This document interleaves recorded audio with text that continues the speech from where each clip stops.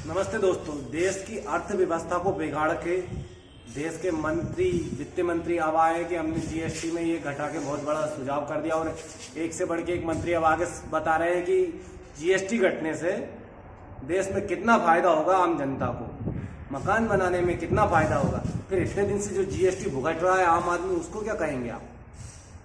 वो क्या था? आपने बगैर पढ़े लिखे, बगैर ज्ञान किए लोगों पे वो थोपा। एक बात बता दूं, मैं 2020 में एक लैपटॉप लेने गया तो वो लैपटॉप मुझे मात्र 15 से 20 हजार रुपये के बीच में मिल जाता, जिसे मैंने 28 से 30 हजार का खरीदा। क्यों? क्योंकि मैंने उनसे पूछा तो उन्होंने बोला कि इस पर 28% जीएसटी लग रही है, इसलिए तुम्हें ये महंगा मिल रहा है। अब जब जो लोग लुट चुके हैं, बर्बाद हो गए हैं, देश की अर्थव्यवस्था में जो बेचारे छोटे व्यापारी थे वो खत्म हो चुके हैं, उसके बाद में अब देश के चुनाव में आने लगा है कि अब ये चीज आप लोगों को घाटा देगी, तो अब राजनेता उसको क्या कम कर रहे हैं और उसके फायदे गिना रहे हैं, क्योंकि अब उनको आभास हो गया है कि देश की आम जनता को लूट के उनने जो पैसा इकट्ठा किया है या लोगों में बांटा है, उसका घाटा अब उनको भुगतना पड़ेगा। क्यों? क्योंकि मैं बता दूं आपको, एक बार जो सांसद विधायक बन जाता है उसको आजीवन पेंशन मिलती है। क्या वो सरकारी नौकरी करके छोड़ के गया है जो उसे पेंशन मिलती है? इस बात का ही सवाल अब आम जनता करने लग गई है, तो हर राजनेता को डर लगने लगा है। हमारे जो टैक्स के पैसे रहते हैं, गरीब कूड़े कचरे पन्नी बिनने वाले लोगों को जो टैक्स देते हैं, बेचारे उन पैसों से नेताजी ऐश कर रहे हैं। अब आगे चल के यही हिसाब मांगने के लिए आम जनता में से जब लोग चुनाव लड़ने के लिए आएंगे तो वो इसी बात का सवाल करेंगे कि हमारे पैसों का न सरकार, न स्कूलों पे, न शिक्षा पे, न किसी चीज पे खर्च करके, बल्कि खुद नेताजियों पे खर्च हो रहे हैं। एक बार आप किसी भी मीडिया के माध्यम से लोग राजनेताओं से पूछें कि क्यों ये जो एक बार चुनाव लड़के घर बैठ गए उनको पेंशन क्यों दी जा रही है? उनने क्या देश की सेवा की है?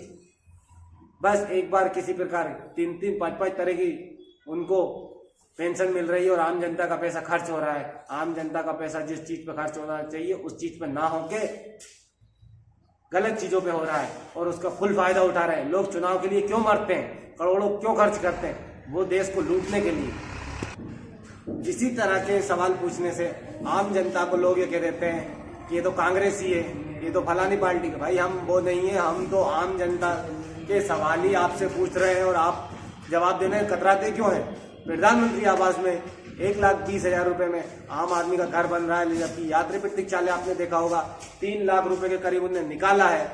आप उस चीज का जवाब क्यों नहीं मांगते? देश में सिर्फ क्या चल रहा है कि गरीबों को बिल्कुल अंधा बना के, एक धर्म की आड़ लेके पूरा विकास के द्वारा पैसा खाया जा रहा है। और आपको दिख नहीं रहा है क्या? हर व्यक्ति को दिख रहा है। बोलने से कतरा क्यों रहे हैं, डर क्यों रहे हैं? ये इन लोगों से हम 5 साल डरते हैं और ये सिर्फ चुनावी सभाओं में अपने से डरते हैं। और आप चाहेंगे अभी आम आदमी की तरह इनका विरोध अगर करना चालू भी अगर आपने कर दिया तो ये अभी से डरने लग जाएंगे। लेकिन अगर आप विरोध नहीं करेंगे तो सहेंगे, और सहना पड़ेगा, हमेशा सहेंगे।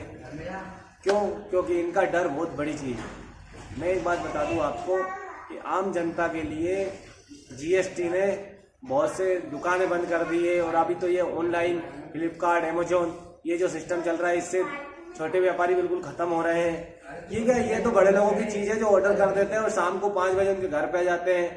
ये छोटे व्यक्ति भी उससे कर रहे हैं, मार्केट में खरीद नहीं रहे हैं, तो अब रोजगार बढ़ेगा कहाँ से? आप जानते हैं जीएसटी ने पहले ही देश को इतना घट तक कर दिया है कि बहुत नुकसान हो गया है। अब उस नुकसान को ये बता रहे हैं फायदेमंद। पहले तो आपने मारा, अब मार के उस पर मरहम लगा रहे हैं। इस तरह से बहुत नेता प्रचार कर रहे हैं। आप देखेंगे आम जनता में सिर्फ क्या है कि आप क्वेश्चन ही करते, सवाल कीजिए ना भाई, कहाँ थे आप जब चुनाव आता है? तो हर नेता आता है, मैं आपका ये करवा दूंगा, वो करवा दूंगा। आप कोई कुछ नहीं करवाता भाई। उनकी तो गरज निकल जाती है चुनाव जीतने के बाद में, क्योंकि वो तो ऐसे हाल में काम कर रहे हैं। उनको जा क्या रहा है? एक बार तुम्हारा वोट लिया, लेला फुसला के, तो बस खत्म कहानी। अब इस तरह से इमोशनल करके आम जनता को बहला फुसला के वोट तो ले लेते हैं, लेकिन फिर उनके काम नहीं करते, और अगर उनको कहो तो वो कांग्रेसी बता देते हैं।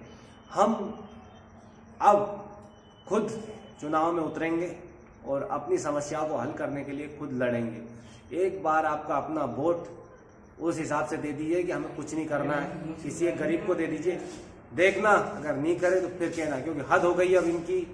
और ये इमोशनल कार्ड खेलना चाहते हैं, पहले धर्म का कार्ड फिर इमोशनल कार्ड, अब नहीं देखा जाएगा, अब तो पक्का सवाल पूछा जाएगा।